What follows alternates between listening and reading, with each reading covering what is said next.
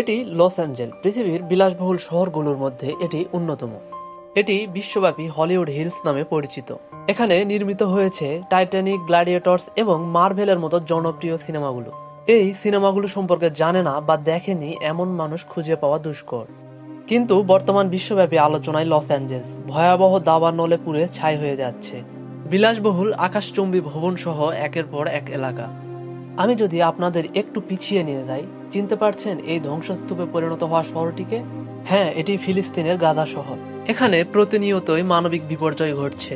সৃষ্টিকর্তা ছাড় দেয় কিন্তু ছেড়ে দেয় না। এই অন্যায়ের পুরো সমর্থন ছিল লস অ্যাঞ্জেলবাসীর। শুধু তাই নয়, গাজা শহরকে ধ্বংস করতে তারা আর্থিক সাহায্য এবং শস্ত্র দিয়েও সাহায্য করে। একের পর এক এলাকা পুরো ছাই হয়ে যাচ্ছে।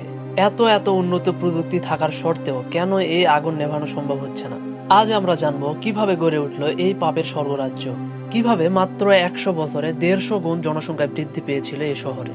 লস অ্যাঞ্জেলসের গল্প শুরু হয় হাজার হাজার বছর আগে, সমুদ্র সৈকতের কাছাকাছি কিন্তু সরাসরি উপকূলে নয়। লস অ্যাঞ্জেলস নদীর ধারের একটি এলাকা। টংভা এবং চুমাস জাতি বসবাস করত এখানে।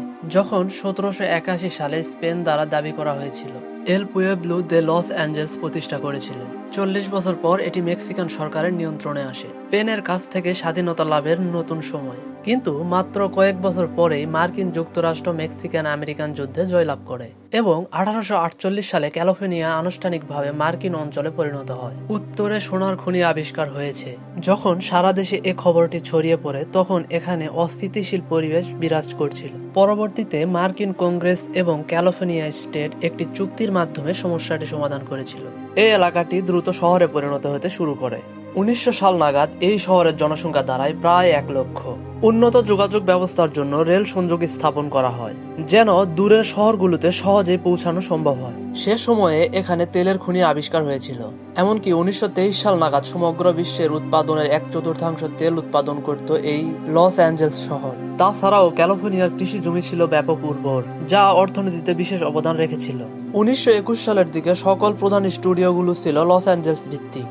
তাদের একচেটিয়া আধিপত্য, বিশ্বের প্রায় 80% সিনেমা এখানে নির্মিত হয়েছিল। 1900 সালের পূর্বে লস অ্যাঞ্জেলসের বেশিরভাগ মানুষ পায়ে হেঁটে অথবা ঘোড়ায় টানা গাড়িতে করে বেড়াতো। 20 শতকের শুরুতে লস অ্যাঞ্জেলস একটি পরিবহন বিপ্লবের মধ্যে দিয়ে ছিল। 1920 সাল নাগাদ বৃহত্তর লস অ্যাঞ্জেলসে পৃথিবীর বৃহত্তম স্টিকার সিস্টেম ছিল।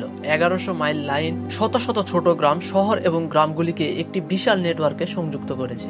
সাথে অবকাঠামোগত নির্মাণ ক্রমেই বৃদ্ধি পাচ্ছিল। 1940-এর দশকে জনসংখ্যা দ্বিগুণ হয়ে যায়। তারপর আবার 50-এর দশকে দ্বিগুণ হয়ে প্রায় 7 লক্ষে পৌঁছায়। 1900 সালের দিকে এখানে জনসংখ্যা ছিল মাত্র 1 লাখ। কিন্তু পরবর্তী 100 বছর তথা 2000 সাল নাগাদ এখানে জনসংখ্যা বেড়ে দাঁড়ায় প্রায় 15 মিলিয়ন, অর্থাৎ 1,50,00,000 জনসংখ্যা, যা প্রায় 100 বছরে বৃদ্ধি পেয়েছে 150 গুণ। ততদিনে লস অ্যাঞ্জেলস শহরটি মেগা সিটিতে পরিণত হয়েছে। এখানে বিলাসিতার কোনো ঘাটতি নেই। রয়েছে বিলাসবহুল আকাশচুম্বী বাড়ি এবং রয়েছে দামি দামি গাড়ি। অর্থ, ধন সম্পদ কোনো কিছুরই কমতি নেই।